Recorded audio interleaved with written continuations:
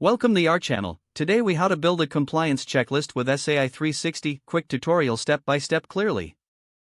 To start building a compliance checklist with SAI360, log into your SAI360 account. Navigate to the main dashboard and locate the compliance section. Once in the compliance section, select the option to create a new checklist. You will see a prompt to name your checklist, enter a descriptive title. Next, choose the relevant compliance framework that your checklist will follow. Click on that Add Item button to begin adding specific compliance requirements. For each item, provide a clear title and description to ensure clarity. Set the priority level for each checklist item to help prioritize compliance efforts. You can also assign responsible parties for each item by selecting from your team members. As you add items, consider including reference links or documents for further guidance. Once all items are added, review the entire checklist for accuracy and completeness. You have the option to set deadlines for each item to ensure timely compliance. When satisfied, save your checklist to ensure all changes are stored.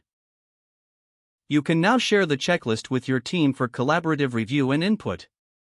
Monitor your checklist's progress using the performance tracking tools available in SAI360. Regularly update the checklist as regulations change or as your organization evolves. By following these steps, you can effectively build a compliance checklist tailored to your organization's needs. If the page does not load, refresh the browser or try again in a private or incognito window. Make sure you are using the correct email address, then retype it carefully to avoid small typos.